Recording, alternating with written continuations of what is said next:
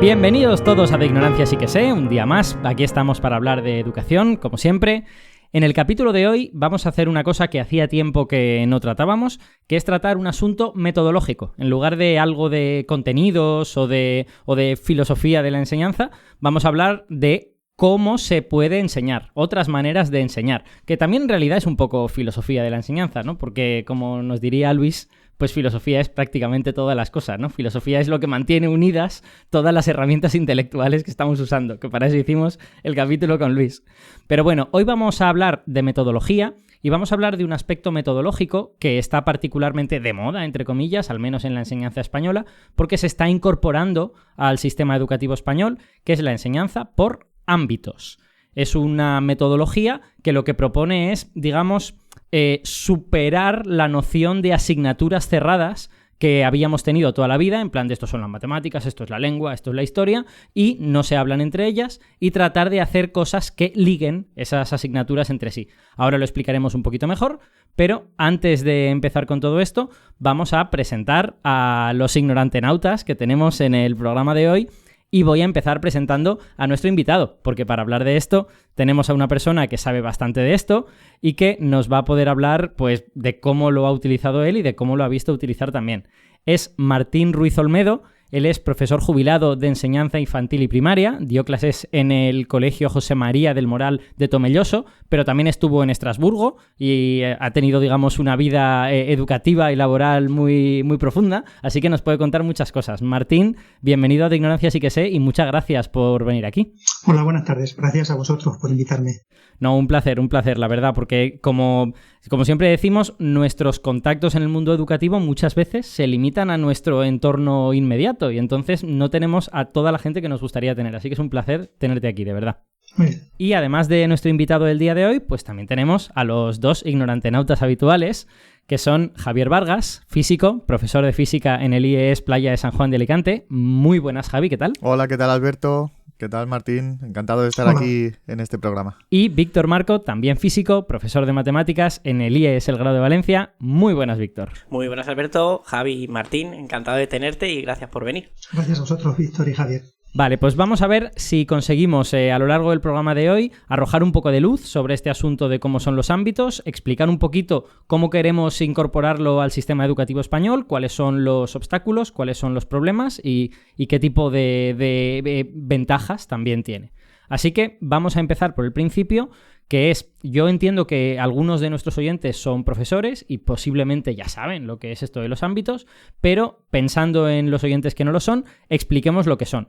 ¿Qué es exactamente esto de la enseñanza por ámbitos? Yo he hablado un poco como de fusionar asignaturas, pero explícanoslo, Martín, un poquitín mejor. Bueno, no es que yo sea experto, pero vamos, en esencia sería la organización integrada de diferentes materias del mismo campo de conocimiento. Eso sería el trabajo por ámbitos, ¿no? Se definen tres tipos de ámbitos, el lingüístico y social, en el que se trabaja conjuntamente lengua, historia, geografía, el campo científico y matemático, en el que entrarían tanto la biología como la geología, la física, la química y las matemáticas. Luego habría otro ámbito de idiomas y se pueden definir más ámbitos, no es que estén estrictamente cerrados. Lo importante es que sea una organización integrada de diferentes materias del mismo campo de conocimiento. En este caso, por ejemplo, vosotros de las ciencias. Claro, exacto. Nosotros lo que solemos hablar en este programa entraría dentro del segundo ámbito ese del que tú has hablado, pero habría otros. Entonces, se trata no solo de tratar de unir temas que tienen cosas en común entre diferentes asignaturas. Por ejemplo, pues si hablásemos de matemáticas y quisiésemos hablar de historia de la geometría, que lo hemos hablado en el programa pasado, pues podríamos hacer algo con el profesor de historia, ¿no? Que nos hablase de los griegos o algo así. Sino es algo más general, ¿no? Es tratar de fusionar asignaturas, ¿no? No tanto de fusionar como de interrelacionar. A ver, no se trata, por ejemplo, de que un profesor dé 3 materias. No se trata de que Víctor dé física, de química y de matemáticas. No es eso. Se trata de integrar de alguna manera, a través de proyectos, a través de campos de conocimiento más concretos, integrando los saberes de las distintas materias. Por ejemplo, mira, hay un contenido que está totalmente inmerso en el currículum actual, es el cambio climático. Bueno, el cambio climático interviene en la geografía, las ciencias sociales, La física, la química, la biología, las matemáticas. Podríamos hablar incluso de idiomas, incluso de las artes plásticas o la filosofía. Y el cambio climático es un contenido, para mí, el contenido más importante que se puede hoy hacer comprender a los estudiantes de secundaria, obligatoria, sería el cambio climático junto con la igualdad de género y otros contenidos más, ¿no? ¿Quién habla de cambio climático? Cada uno por su lado, por separado. Yo les explico que al quemar hidrocarburos se fabrica o se genera CO2 que sube a la atmósfera y ya me paro ahí para que venga después el de geografía y les explique. ¿Entiendes? Hay contenidos que son integradores. Y entonces de eso se trata. Esto exige muchísimo tiempo de preparación. O sea, habría que reducir las horas de docencia directa muchísimo y aumentar mucho las horas de coordinación, ¿no? Y por otra parte, la administración tendría que dar ejemplos y dar, de alguna manera, proyectos ya, digamos, para adaptar a tu contexto más concreto. Cosa que la administración no hace. O sea, de alguna manera lanza a los profesores ahí, a los ámbitos, y ir tirándole, ¿no? No. Es mucho más complejo y tomárselo en serio no es solo definirlos en el papel, es tomar medidas organizativas, de recursos humanos, etcétera, etcétera. En fin, es complejo.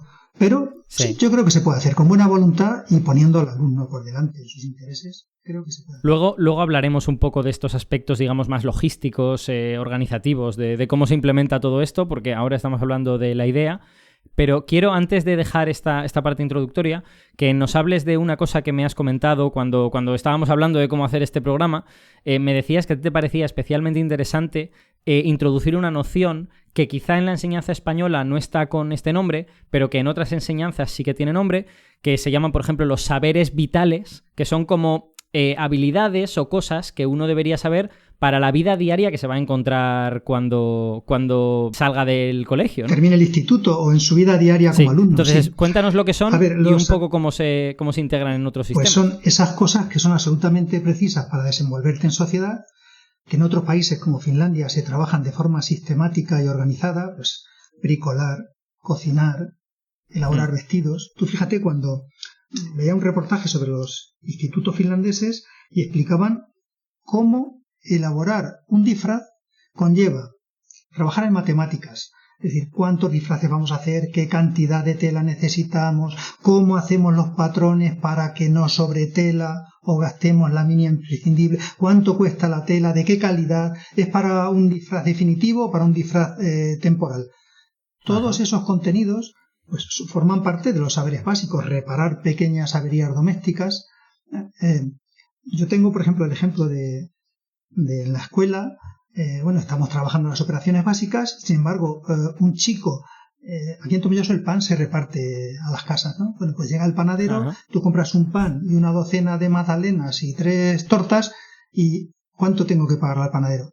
Y los chicos están perdidísimos, no saben ni lo que tienen que pagar, ni el cambio que tienen que recibir, ni qué pieza, ¿entiendes? Entonces, esos son saberes básicos. Probablemente con la crisis climática, el agotamiento de los combustibles fósiles, la penuria de metales que ya estamos sufriendo, estos saberes vitales se conviertan en saberes de subsistencia.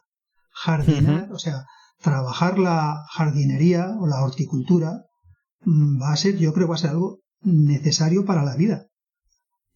Y bueno, sí. Eso está fuera del instituto ahora, ¿no? ¿Por qué no llevarlo al instituto? ¿Por qué no trabajarlo? Hay gente que me dice, profesores de secundaria, bueno, es que eso es primarizar la enseñanza secundaria. No, la enseñanza secundaria obligatoria se define, o sea, no es propedéutica, no tiene como sentido preparar para el bachillerato, no, es finalista. O sea, la enseñanza secundaria obligatoria se acaba a los 16 años. A partir de ahí la gente puede irse a trabajar, porque con 16 años puede trabajar, a hacer FP o a hacer bachillerato, ¿no? Entonces, es un saber básico que los parlamentos respectivos españoles han dicho, esto es lo mínimo que una persona necesita para desenvolverse en la vida. Y bueno, pues yo creo que esos saberes hay que introducirlos de alguna manera en la enseñanza. Es decir, acompañamos la academia, la ciencia, acompaña a los alumnos en estos aspectos vitales, o enseña materias de alguna manera desconectadas de la realidad. Hay una cosa que has mencionado que me ha recordado un poco a esta idea de los ámbitos, ¿no? Porque has dicho, es que para hacer un vestido, pues uno tiene que calcular cuánto vale la tela, ¿no? Cuánto dinero tiene y cuánta tela va a tener que comprar. Tiene que calcular cómo de grande ha de ser esa tela. Esas son cosas que se podrían hacer en la asignatura de matemáticas. O sea que realmente no está desconectado de las materias que solemos tratar. No, de los saberes, ¿no? Claro. Y hay otra cosa que me comentaste cuando me sugeriste esto, que a mí me hizo encender una lucecita, que es que entre los saberes básicos está, pues, por ejemplo, poder hacer la burocracia, poder hacer la declaración de la renta, ¿no? Una cosa para la que no nos forman y que eventualmente pues, nos hacemos adultos y tenemos que saber hacer. Y a mí que la burocracia pues no me gusta demasiado, pues yo tuve que hacer un esfuerzo, ¿no? Para aprender a hacer eso. Claro. Vivimos en una vida burocrática y administrativa compleja. A pesar de las aplicaciones telefónicas y tal, es complejo, ¿eh? Tú vas hoy al banco y hasta, yo qué sé, tienes que aprender a pedir la cita, ¿eh? No es tan fácil pedir una cita, tienes que introducir tu DNI, eres cliente, no eres cliente, vas a hacer una operación de caja o vas a hacer una operación comercial. Bueno, pues todo eso es algo que debe dominarse a partir de 16 años o antes de los 16 años, ¿no? Que es cuando te sueltan de alguna manera. En el mundo, ¿no? Y te dicen, ahí vas, ¿no? Sí, Javi, Víctor, no sé si queréis hacer algún comentario sobre esto, si de alguna forma, aunque no esté en la letra de la ley, vosotros sabéis que se intentan introducir alguna de estas cosas o algo por el estilo. A ver, yo sí quiero comentar, es que son tantos melones abiertos. Primero que me gusta de Martín, hay que matizar muy bien lo de lo que son los ámbitos, los proyectos, porque, como ha dicho, la administración no ayuda. Y en Valencia se instauraron hace unos años y fue, elegir qué asignaturas juntáis. Y fue coger, en mi instituto, por ejemplo, tecnología y matemáticas, porque había que mezclar alguna, y claro, ponte a mezclar esos currículums. Eso es lo que yo estaba en contra y criticaba. Tú no puedes coger todo el currículum de matemáticas de primero de la ESO y tecnología y esperar que cuadre como si fuera un puzzle. Claro, pues oye, mira, sí, la fórmula de voltaje y tal son ecuaciones. Vale, eso es una cosa. Claro, no, pero en biología la duplicación celular son potencias. Claro, y ahí es donde yo pienso, es que yo creo que lo ideal es que a través de matemática de mi asignatura yo voy vinculando con pequeños proyectos al resto de disciplinas. Pero no cojo dos y las empasto, porque entonces una de las dos va a sufrir. De la otra forma, que yo creo que es como lo que aquí Martín ha dicho, lo de saberes vitales, que aquí tenemos como las competencias básicas, ahora también los sentidos o las competencias específicas, es que a través de tu disciplina, que en mi caso, pues la mayor parte del peso es la matemática, yo voy dirigiéndolas con proyectitos y aplicaciones al resto de materias. Y eso funciona bastante bien. Ahora, eso implica, como dice Martín, un currazo, un conocimiento de otras disciplinas y formación, que, ya lo he dicho varias veces, no nos dan. Y la que nos dan no es la adecuada. Sí, yo estoy totalmente de acuerdo. No sé qué pensará Javier, pero sí, tienes razón. Un pequeño matiz. No se trata de que todo el tiempo estés en proyectos. Habrá momentos específicos en que tú trabajarás cosas específicas de tu materia. Correcto. Y, bueno, tienes que aprender, yo qué sé, no sé, derivadas o integrales. No sé exactamente si eso se enseña en la secundaria obligatoria, ¿no? Pero hay muy pocas formas de trabajar ese contenido con aspectos de la realidad. Claro, es que no hay que perder que la matemática tiene dos funciones. La aplicada, que es lo que, digamos, defiende los ámbitos, y luego la propia esencia de la matemática de entender procesos lógicos. Y eso, pues, solo funciona estudiando la matemática a sí misma. Y eso es lo que mucha gente critica, que se puede perder con un malentendimiento de los ámbitos. Sí, es posible. Javi, ¿querías comentar alguna cosa? Sí, yo quería recalcar también una cosa, y además ha sido una de las primeras cosas que ha dicho Martín. Martín ha dicho, los ámbitos no consisten en que un solo profesor englobe todas estas asignaturas, y eso es justo lo contrario a lo que por lo menos aquí en la Comunidad Valenciana han hecho. O sea, aquí básicamente hay el profesor que da clase del ámbito científico, matemático, por ejemplo, es un único profesor que está dando 3 asignaturas. Claro, será especialista en una de ellas. De las otras, obviamente sabemos cosas, pero no somos especialistas. Entonces, justo eso es una de las cosas que ha comentado, que es lo que no consiste en los ámbitos. Y también recalcar, es muy importante, si queremos que esto funcione y que funcione de la manera correcta, además de que cada especialista tiene que dar lo suyo, y lo que tenemos que hacer es tratar de coordinar para, a través de proyectos, interrelacionar las asignaturas, hacen falta horas de coordinación. Claro. Lo que no puede ser es coger y decir, toma tú, ahora vas a dar 3 asignaturas, 2 de ellas que a lo mejor no has dado en tu vida, y sin darte horas de coordinación para que tú puedas coordinarte con los otros departamentos para hacerlo de la mejor manera posible. Al final, todos estos proyectos interdisciplinares y todas estas formas de trabajar en donde tratamos de interrelacionar distintas materias requieren tiempo si se quieren hacer bien y en condiciones. Mira, como ya habéis abierto el melón, esta era una pregunta que quería hacer dentro de un poquito. Os quería ahora pedir un ejemplo de ese trabajo por ámbitos, pero voy a preguntaros antes esta otra cosa, que es, bueno, ¿cómo está previsto incorporarlo al sistema educativo español? Habéis dicho, Víctor y Javi, un par de cosas, así que contadnos un poco cómo está el asunto puramente administrativo, ¿no? En este sentido. Bueno, yo puedo comentar lo que tengo claro, que es cómo funciona la Comunidad Valenciana. Creo que hay otras comunidades que también creo que Cataluña también lo tiene implantado. En la Comunidad Valenciana se implantó hace 2 años, justo después de la pandemia. Otro gran acierto. ¿Qué pasa? Que se recurrió porque, por lo visto, es ilegal imponer un método de enseñanza. Entonces, justo en este agosto, a mitad de agosto, salió la resolución y el Tribunal Superior de Justicia de la Comunidad Valenciana dijo que era ilegal. Entonces, ¿qué pasó? Que en 15 días cada instituto tuvo que decidir si voluntariamente cada centro implantaba los ámbitos o no, y ya ahí se votó. Entonces, a día de hoy, al menos en la Comunidad Valenciana, no es obligatorio por la Consellería que te obligue a dar ámbitos. Ha habido institutos que, claro, es que hay que ponerse en la piel de los profesores que a 15 de agosto ya tienen los horarios hechos, todo montado, los ámbitos montados, y tienen que decidir si siguen o no siguen. Mi centro, por ejemplo, dijo que no. Tuvimos que volver a hacer horarios. Y decidimos trabajar de otra forma. Una pregunta ahora que has dicho eso. Entiendo que estás hablando de tu experiencia en secundaria, pero a lo mejor en primaria ha funcionado de forma distinta. Claro, en primaria no sé cómo funciona.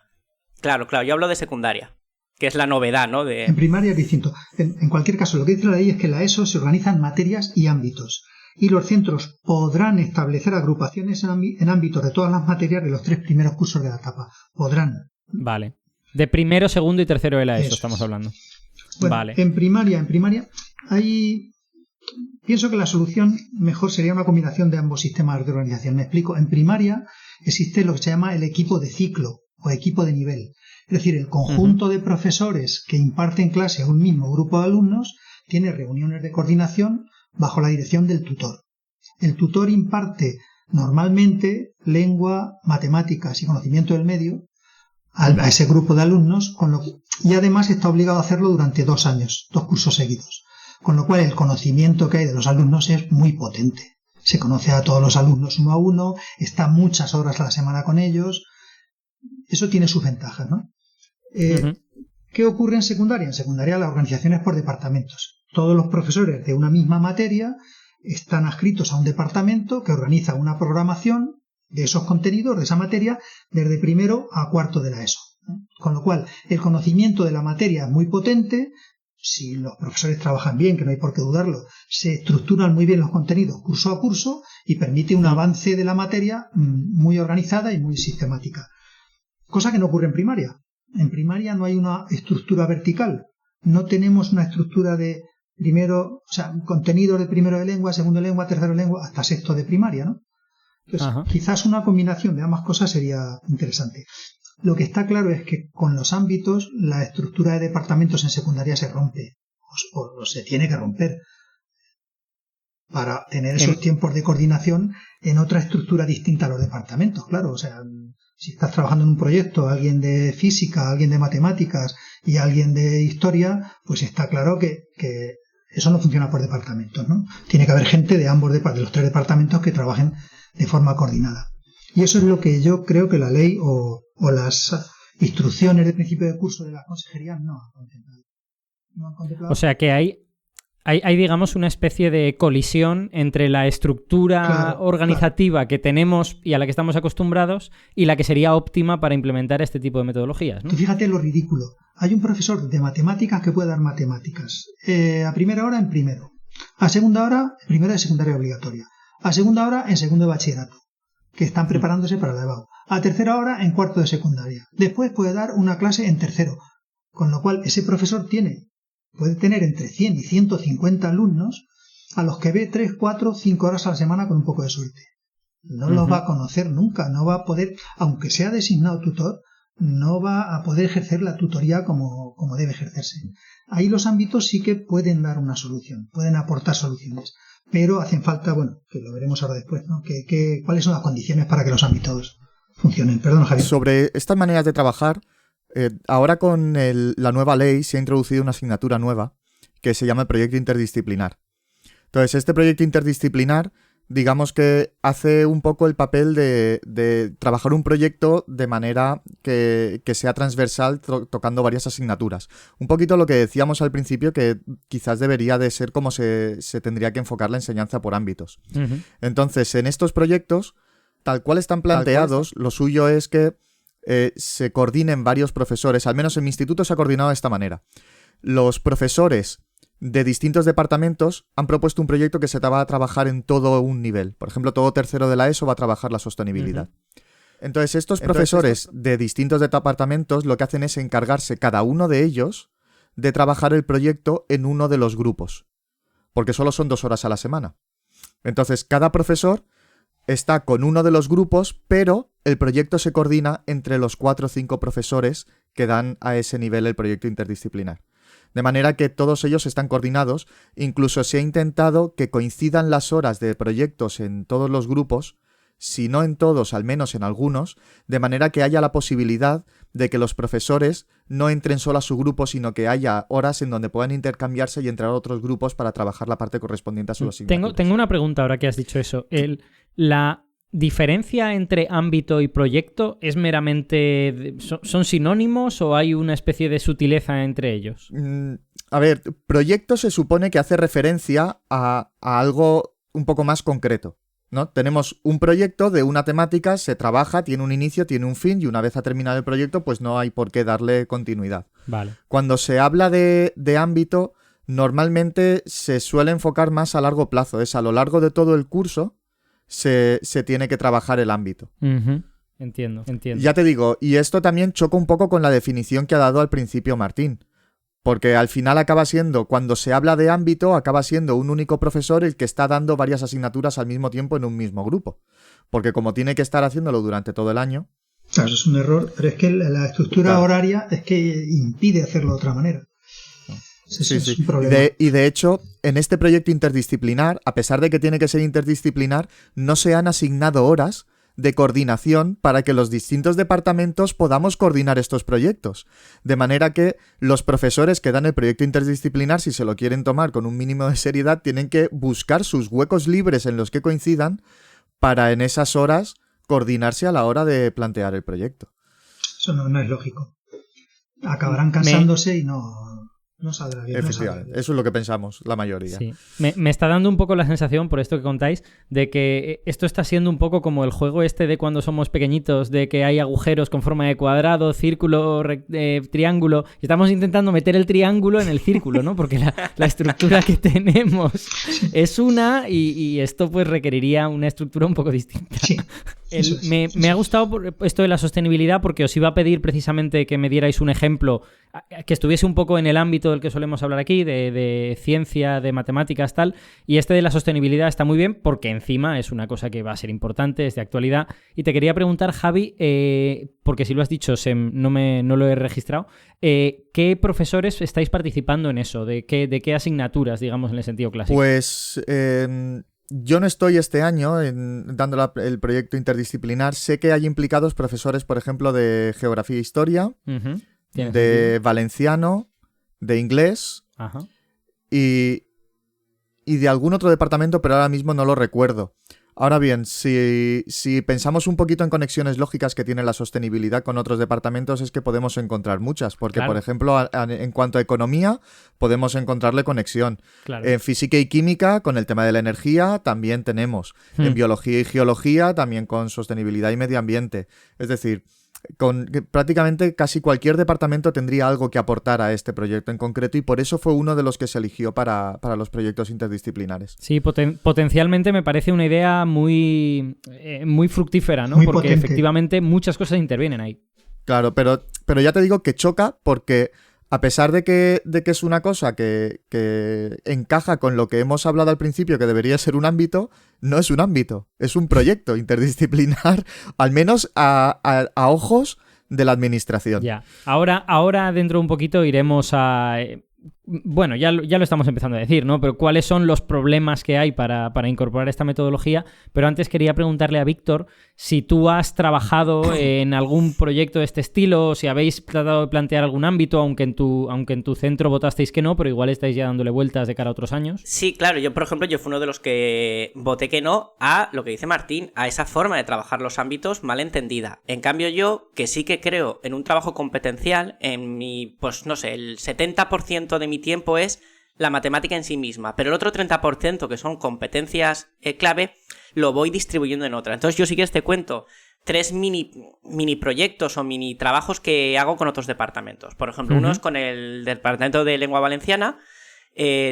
Compramos una novela que yo la conocí a través de mi trabajo en el Centro de Educación de Menores, que es de estas multiaventura, que los que nacimos en los 90 leímos muchos libros de esos en que tú vas eligiendo después de cada capítulo, si piensas tal, sobre la relación entre una pareja que es un poco, que uno de los dos es un poco tóxico, ¿no? Y tú eres la protagonista y tienes que ir eligiendo qué decisiones vas a tomar y ver cómo acaba.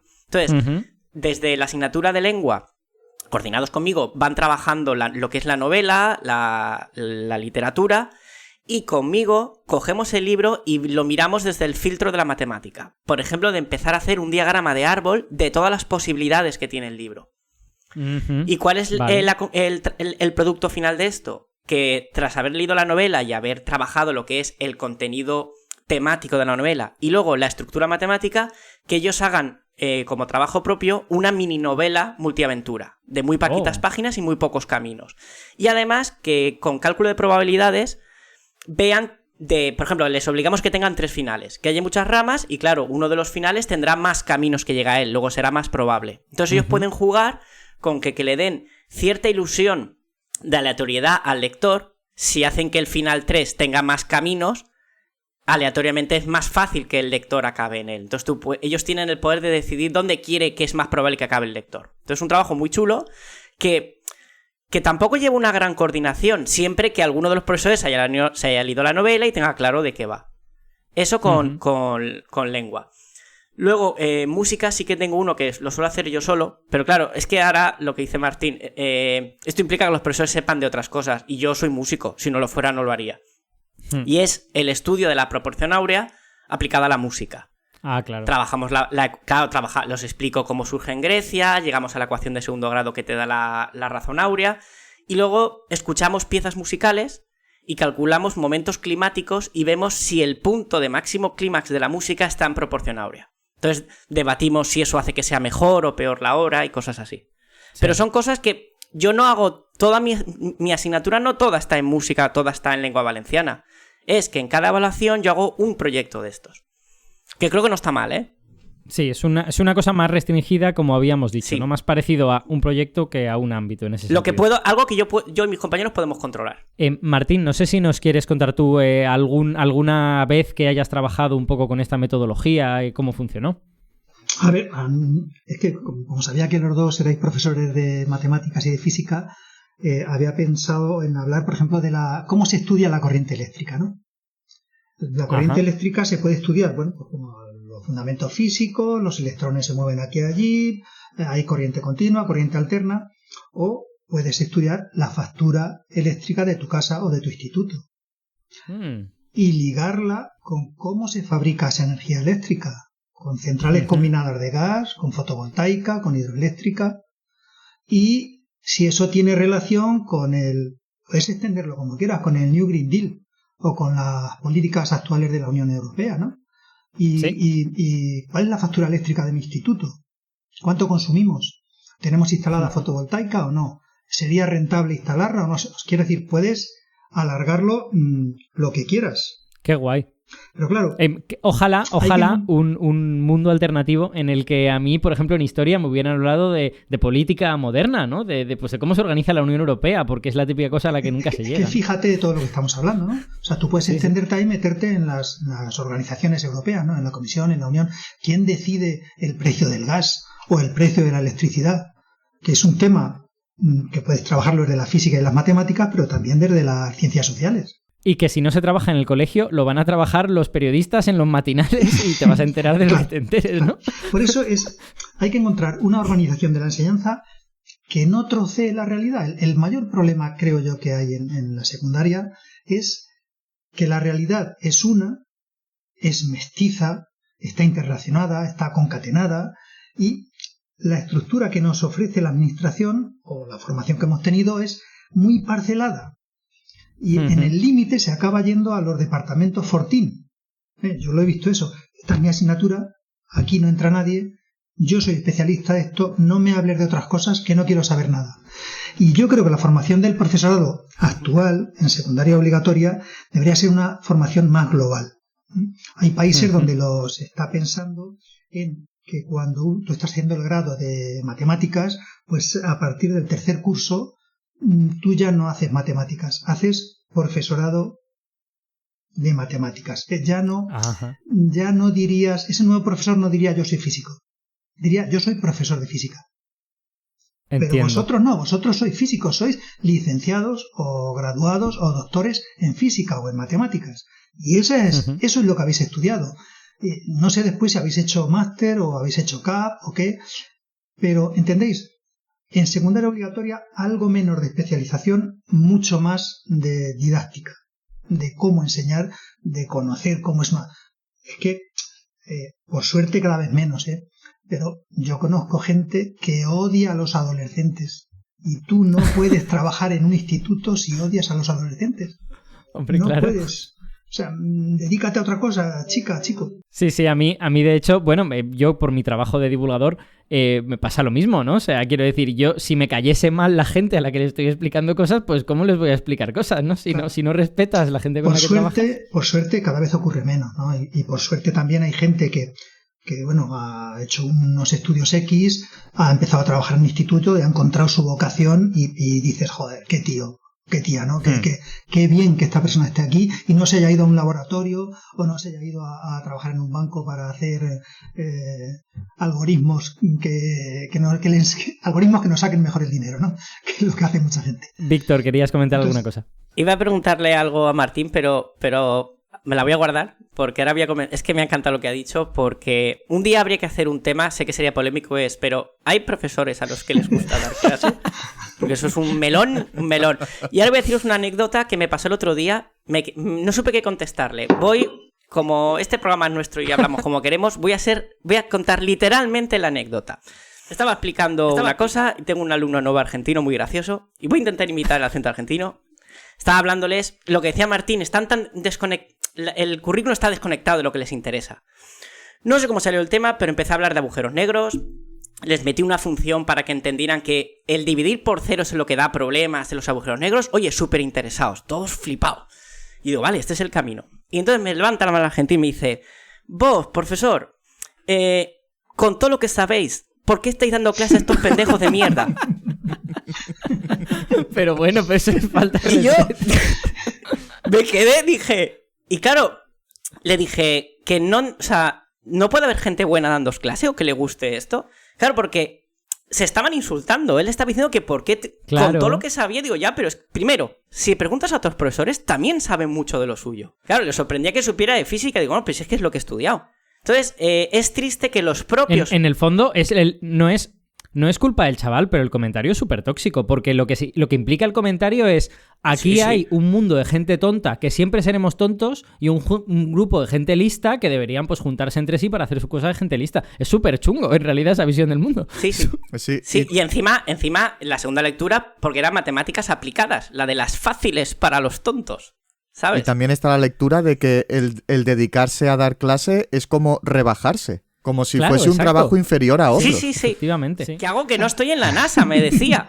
En Finlandia, la profesión de profesor está considerada parecida a la de médico. O sea, tiene mucho prestigio. Un profesor es alguien... También en Corea, por ejemplo, los profesores son casi como sacerdotes, ¿no? O sea, se los considera que tienen como una especie de misión y son muy, muy respetados. En Francia yo no era Martín, yo era Messi Ruiz. ¿eh? Tú no serías Javier, sería el señor Vargas. Cuidado. Y nadie se dirigiría a ti de otra manera, ¿eh? Quiero decir que esa forma de dirigirse también implica un cierto respeto, ¿no? En España tuvimos eso, ¿no? O sea, quiero decir, hace 50, 60 años el papel del profesor era más prestigioso, ¿no? Y da la sensación de que como esa época pues era una dictadura y tenía cosas malas, había que renunciar a todo lo que hubiera en esa época, y a lo mejor a esto en concreto pues igual no había que renunciar, no sé. Claro, pero ¿a qué precio? Es que vamos siempre los extremos. Sí. Bueno, permitidme la pregunta que no se me olvide para Martín. Por el tema de la especialización, del ser profesor o licenciado. ¿No crees que, a pesar de que las leyes están intentando adaptarse a todo esto, seguimos teniendo el filtro de las oposiciones? Claro, estoy hablando de la enseñanza pública. Pero donde ves el temario y dices, está la parte pedagógica, está la programación didáctica, que es como un parche de, venga, va, hay una pregunta que me demuestra si eres buen profesor. Pero ¿cómo es posible que en 71 temas de matemática ni uno solo sea sobre cómo trabajar en el aula? 71 temas, a cada cual más heavy, ¿eh? De un nivel de carrera de la matemática, por supuesto, de la facultad. Entonces, lo veo todo como súper desconectado. Que a mí me parece lo hemos hablado muchas veces, a mí el temario... Yo creo que un profesor de matemáticas tiene que saber muchas matemáticas. Pero para eso ha estudiado la carrera de matemáticas, o de física, o la que le sea afín. Pero, ¿qué menos? Ahora empiezan a hacer en la parte práctica de los problemas un apartado C de ¿y cómo trabajarías esto en el aula? Pero si hacemos cálculos, es como un 5% del examen. Ahí lo que vale es que tú seas un crack resolviendo problemas. ¿Qué opinas? Mira, yo he sido nombrado como miembro de Tribunal de Oposiciones 2 veces. Las 2 veces he objetado. He hecho objeción de conciencia. Yo no tengo formación en selección de personal.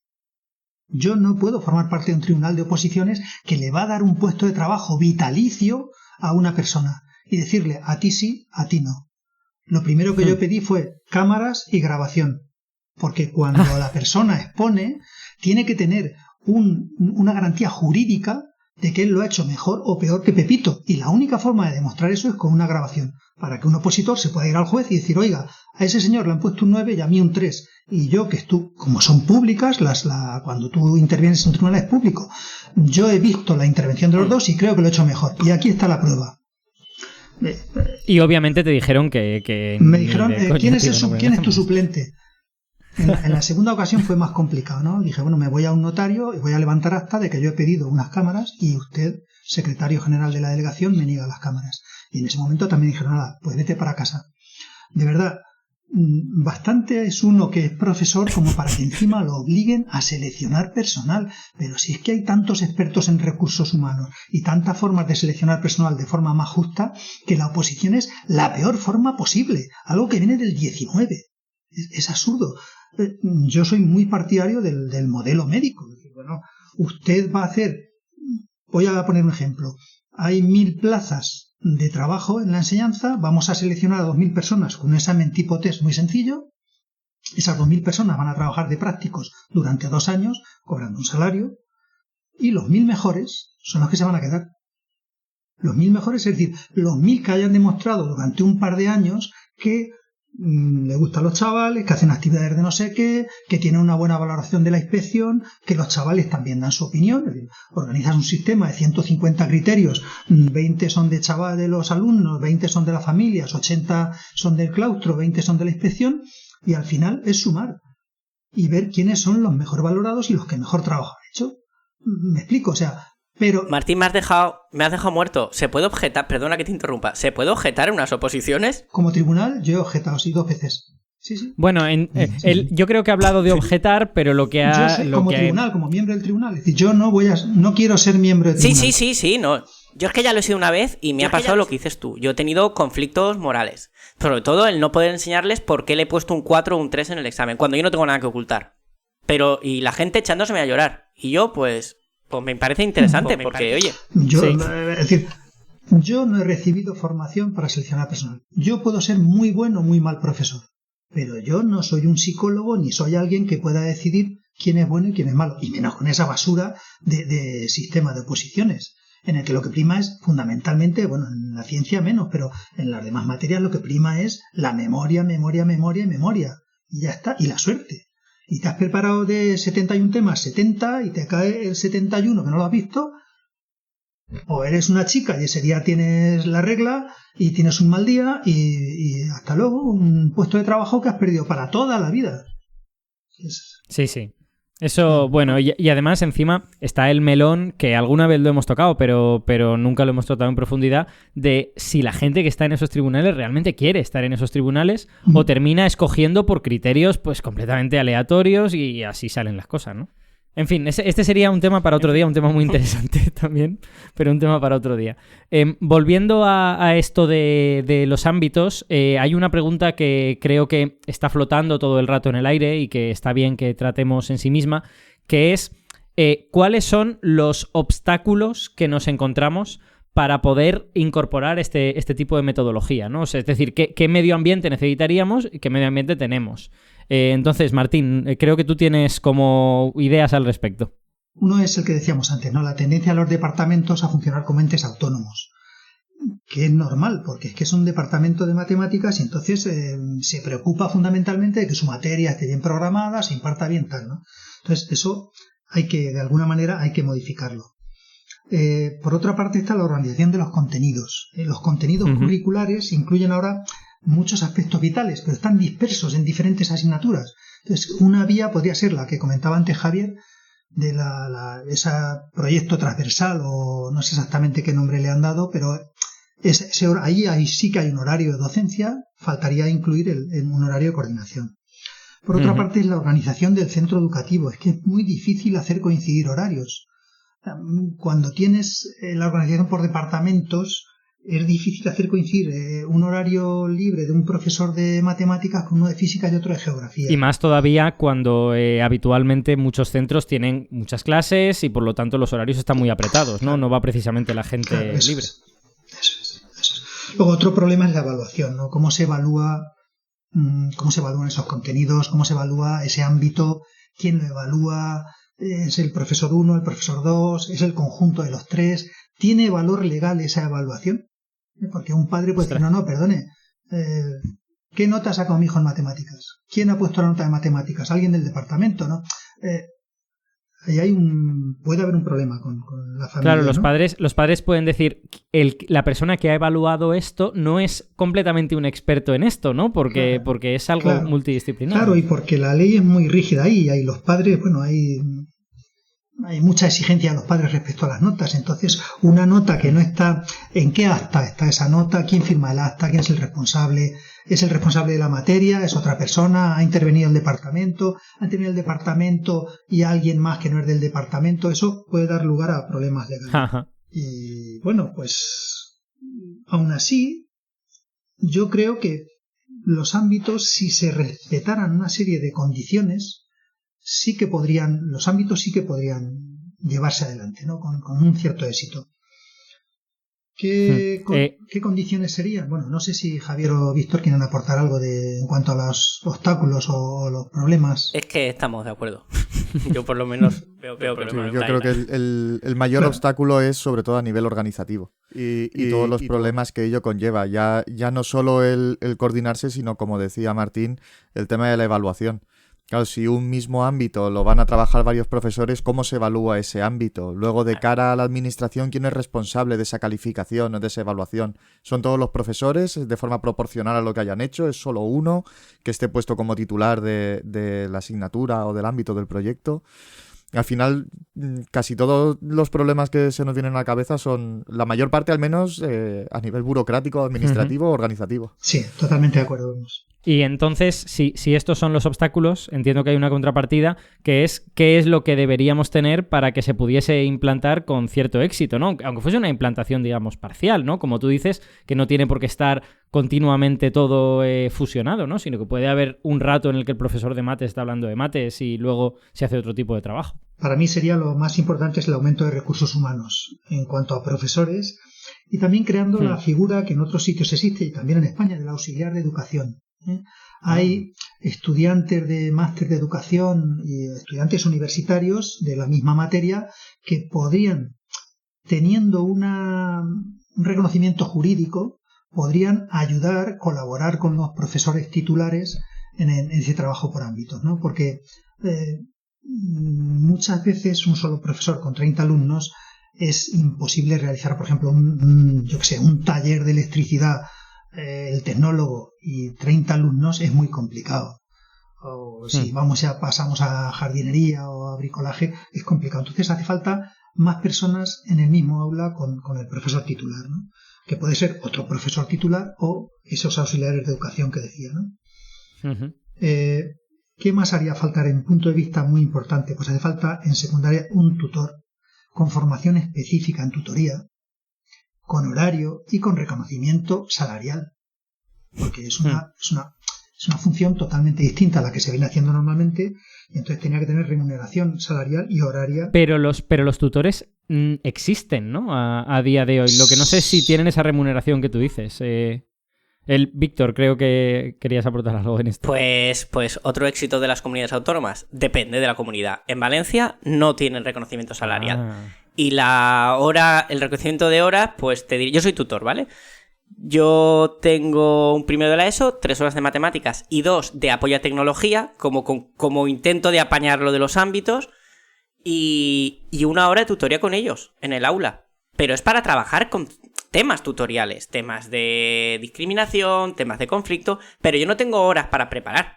Sí, entran dentro de mis, creo que son 3 horas más al día que tenemos en casa, pero lo tengo yo, lo tiene el que no es tutor.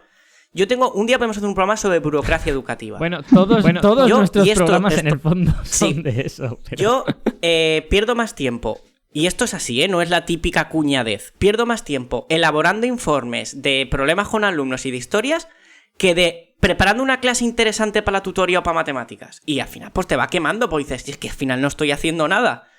Entonces, en la Comunidad Valenciana no está reconocido. En cambio, en Madrid y en Cataluña sí. No sé cuánto es, si es solo simbólico, pero en Valencia no. Y en otras comunidades sé que tampoco. Javi. Sí, yo quería comentar que yo tengo la suerte de que el instituto en el que estoy tenemos un departamento de orientación que es fantástico y que los temas que tenemos que trabajar en tutoría lo tienen todo perfectamente planificado en el plan de acción tutorial, prácticamente desde el principio de curso.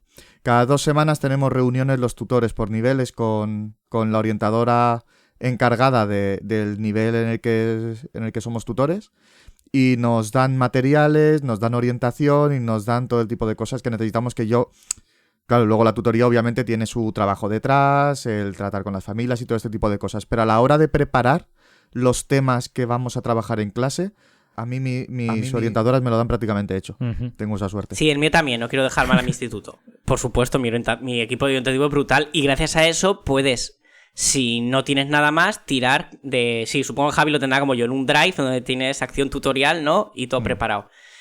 Pero luego hay otros temas, cuando sale un conflicto. Yo el otro día tuve un conflicto, os lo voy a contar porque también es muy interesante, en el que yo tengo un grupo bastante heavy, porque mi instituto prácticamente es un CAES, y el otro día 3 alumnos buenos se pelaron la clase porque decían que los malos se la pelan y no pasa nada. Y ellos querían sentirse así. O sea, para mí fue un palazo, porque es como, o sea, están pudriendo la manzana buena, ¿no? Vaga la expresión, no quiero... Entonces tuve que trabajar eso y me lo tuve que preparar el día de antes a ver cómo lo hacía en el aula. Mientras rellenaba informes por haber separado la clase, poner el parte y todo esto. O sea que sí, un aplauso a mi equipo orientativo también. Martín, lo que intentaba decir. Hace falta departamentos de orientación muy motivados, que sigan al alumno desde el primer día que entra al instituto, ¿eh? Y para eso también hace falta que los departamentos de orientación estén bien dimensionados, que haya suficientes, porque no solo en nuestro sistema no solo van a orientar al alumno desde los primeros cursos de secundaria, es que después van a orientarlo al finalizar el bachillerato y van a darle una orientación profesional. Entonces tienen mucho trabajo, si se quiere, claro, pero sobre todo es fundamental el seguimiento del alumno desde el primer día que entra, para atajar los problemas académicos inmediatamente. No estoy diciendo los problemas de comportamiento, los problemas académicos. Es decir, si un chico llega al instituto y no sabe leer bien, si no domina determinados contenidos, a ese chico hay que cogerlo inmediatamente. Este es el modelo que tienen en Finlandia, ¿no? Inmediatamente hay un grupo de profesores que se reúnen, organizan un plan para ese chico y en 1 mes, en 2 meses lo recuperan para su aula ordinaria y se incorpora al ritmo de los demás. Ese trabajo es fundamental. Es probablemente el trabajo más importante que se hace en Finlandia con respecto a los chicos que llevan algún tipo de problema académico, digo, ¿eh? Claro, y aquí en España nos encontramos efectivamente que muchas veces las clases son heterogéneas, ¿no? Que hay 4 o 5 que van muy bien, 4 o 5 que van fatal, y luego hay una especie de gamas de grises por en medio en donde hay un poco de todo, ¿no? Y la otra condición, para mí que es una condición sine qua non, es la reducción de las ratios. El número de alumnos por aula tiene que bajar inexcusablemente. Va a bajar por el descenso de la natalidad en España, que está bajando, también por zonas, hay zonas donde no solo no baja, sino que aumenta, zonas con mucha migración y tal, pero... Bueno, esperemos que nuestros estimados dirigentes políticos no aprovechen el descenso de la natalidad para disminuir el número de profesores, porque en ese caso seguiremos en las mismas. No, pero mira, por ejemplo, ahora en infantil este año ya se han incorporado, creo que son 113.000 alumnos menos, entonces han bajado la ratio de 25 a 22. Y veis qué buenos somos, ya hemos bajado. No, tú no has bajado la ratio, es la natalidad la que ha bajado. Y por eso... Qué poca vergüenza. Pero eso llegará a secundaria, digamos, en una década, ¿no? Uh-huh. Pero hay que tomar medidas mucho antes porque la cosa está muy difícil, ¿eh? Y ahora aquí estamos hablando en plan muy bien y todo muy bonito, pero hay alumnado con muchos problemas. Aquí en el sur de Madrid, el norte de Toledo, es una zona donde los padres trabajan en la Comunidad de Madrid, salen de su casa a las 6:30, a las 7 de la mañana y vuelven a las 9 de la noche. Y los chavales se pasan pues igual toda la tarde solos, sí. Con sus amigos.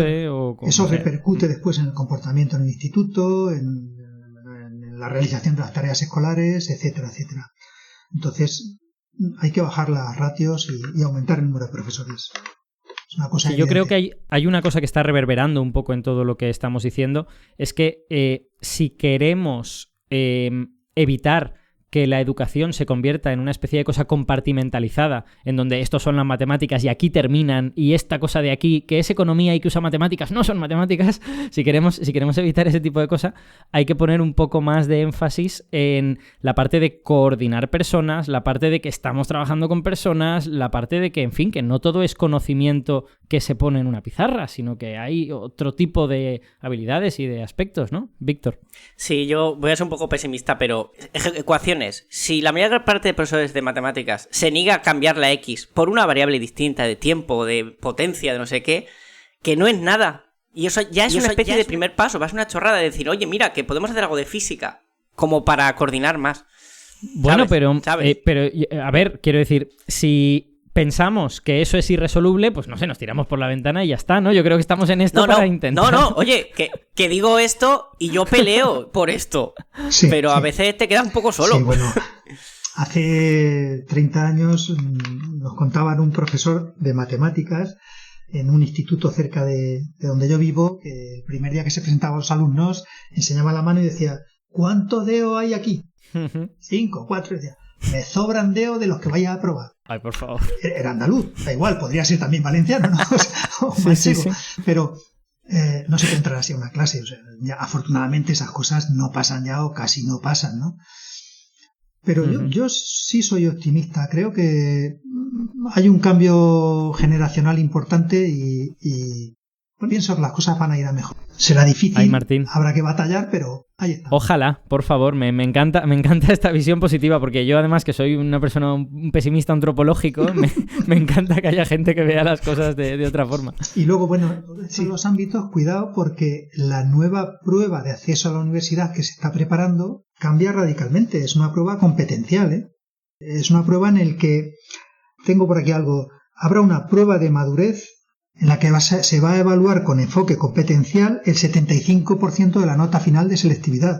Con enfoque competencial, es decir, te darán un dossier de documentos con textos, imágenes, infografías, tablas, gráficos, audiovisuales, que giren en torno a un mismo tema y se va a pedir al alumnado que realice un análisis de esos documentos y que dé una alternativa, respondiendo a preguntas cerradas, a preguntas abiertas, a preguntas semicerradas, para valorar la capacidad del alumno para analizar, extraer información, valorar, interrelacionar esa documentación de forma más o menos guiada a través de preguntas o de propuestas.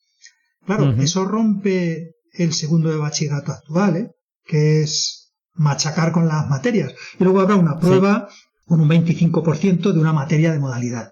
pero va a contar el 25%.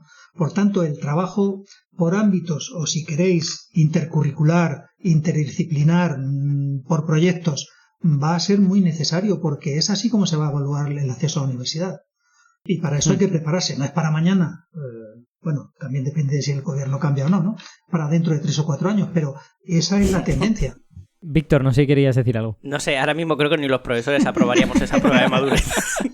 Habrá que ver cómo la... Yo tengo muchas ganas de que eso...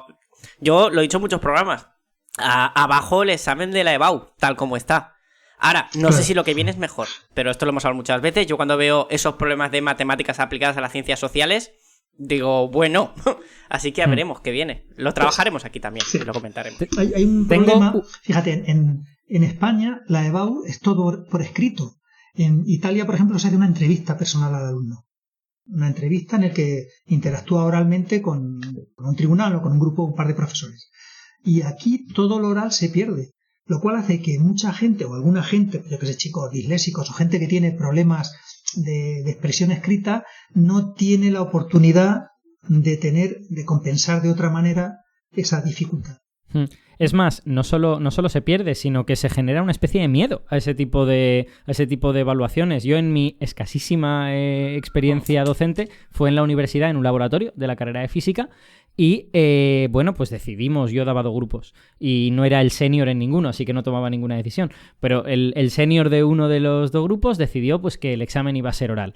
Y les hicimos un examen oral que en principio es más fácil, porque se pueden equivocar y rectifican y tal y cual. La chica más brillante de la clase no fue capaz de decir 4 palabras con sentido seguidas, porque le generaba una especie de... tenía un miedo previo, algo le debió de pasar en algún examen oral pues cuando era joven o alguna cosa, y bueno, fue terrorífico para nosotros. Le dijimos descansa un poco, luego lo volvemos a hacer, y volvió otra vez lo mismo. Le terminamos poniendo a la chica más brillante de la clase un 5, porque sabíamos que merecía un 10, pero en el examen sacó un 0. Es sorprendente. En Francia se hace... Pues Alberto, a lo mejor el problema no es que le hubiese pasado algo previamente en un examen oral, sino precisamente que no había hecho ninguno y tenía miedo a enfrentarse a la situación porque no tenía tablas para trabajar en ese momento. En Francia hay una defensa de un proyecto que es importantísima, una defensa oral de un proyecto, ¿no? Y los alumnos se preparan para defender ese proyecto, claro. En los 3 años de bachillerato que allí hay, se preparan para defender el proyecto. Bueno, pues para concluir todo esto y poner una reflexión final, os quería preguntar una cosa que nos preguntamos a veces en este programa, que es, bueno, esta metodología parece tener sentido, desde luego hay, digamos, motivos racionales para pensar que puede ser útil, pero ¿qué sabemos sobre su eficacia, ¿no? En países donde se haya puesto en marcha o en pruebas que se hayan hecho, ¿esto funciona mejor, funciona peor? ¿Qué sabemos de ello? No es que se llame trabajo por ámbitos, pero lo que tenemos más próximo es Finlandia, que sabéis que es uno de los sistemas educativos más reconocidos del mundo, a pesar de que en las pruebas PISA de los últimos años ha bajado 3 o 4 puestos, pero está siempre entre los 10 primeros. Y allí, digamos, trabajan de esta forma y por lo tanto les funciona bien, digamos, ¿no? Fundamentalmente por proyectos, sí. Vale. No sé si Javi y Víctor tenéis un poco experiencia con estos proyectos que habéis hecho vosotros, si os parece que a los estudiantes les han sido útiles, aunque sea una especie de cosa en miniatura de esto que hemos dicho. A mí, esto entendido como yo lo he explicado de los proyectos, sí que me ha funcionado. O sea, no fusionar, como hemos empezado al principio del programa, 2 currículums, que es lo que se ha pretendido en Valencia estos años, sino un trabajo competencial segregado de, venga, esta evaluación voy a vincular la matemática con esto. A mí eso me ha funcionado y los chavales lo agradecen. Y siguen saliendo aprendiendo matemáticas. Bueno, o algo. O sea que, entendidolo así, yo así sí que lo defiendo. Javi. Tengo que confesar que cuando hemos empezado el programa yo tenía en mente la definición de ámbitos, pero basándome en mi experiencia con cómo se han intentado implantar aquí en la Comunidad Valenciana. Entonces, claro, en el momento en que Martín ha hecho su primera intervención y ha hecho la definición que ha hecho, me ha cambiado por completo la forma que tenía yo de enfocar los ámbitos, porque es que yo llevo varios años dando el ámbito científico-matemático en PEMAR y en diversificación, y es que no es para nada lo que hemos estado hablando en este programa. O sea, a mí básicamente me han dicho, tú tienes que dar, estas 3 asignaturas las tiene que dar el mismo profesor. Entonces, Claro, enfocado de esa manera, yo le veía muchos sitios por donde la idea hacía aguas. Ahora, tal cual lo hemos estado enfocando aquí en base a proyectos que no tienen por qué ocupar todo el tiempo de la materia, que se hace de forma interdisciplinar con varios profesores implicados, le veo muchas fortalezas y nosotros en mi instituto tenemos un equipo de trabajo, que lo llamamos equipos docentes, en donde hay una hora a la semana en que los profesores que quieren pertenecer a estos equipos de trabajo de manera voluntaria, esa hora la pasamos juntos, que a lo mejor estamos tomando un café o en la cantina o en cualquier sitio, y aprovechamos esa hora para buscar momentos en donde podamos compatibilizar nuestras asignaturas para hacer pequeños proyectos que a lo mejor pueda ser pues uno cada trimestre, o en un trimestre me junto con este profesor, en otro trimestre me junto con este otro profesor para hacer pequeños proyectos en donde podamos vincular 2, 3 materias dependiendo de las posibilidades. Y la verdad es que estos equipos docentes que hacemos en el instituto llevan bastantes años y están funcionando bastante bien. Desgraciadamente, ahora con los proyectos interdisciplinarios, como no se han asignado horas de coordinación, la única manera que hemos tenido de, entre comillas, hackear el sistema y sacar horas de coordinación para esos profesores es que se han apuntado a los proyectos interdisciplinarios profesores que de normal venían a los equipos docentes a trabajar con otros profesores, y a esa hora, en lugar de estar con todos, se van ellos solos aparte para poder coordinar su proyecto y trabajar.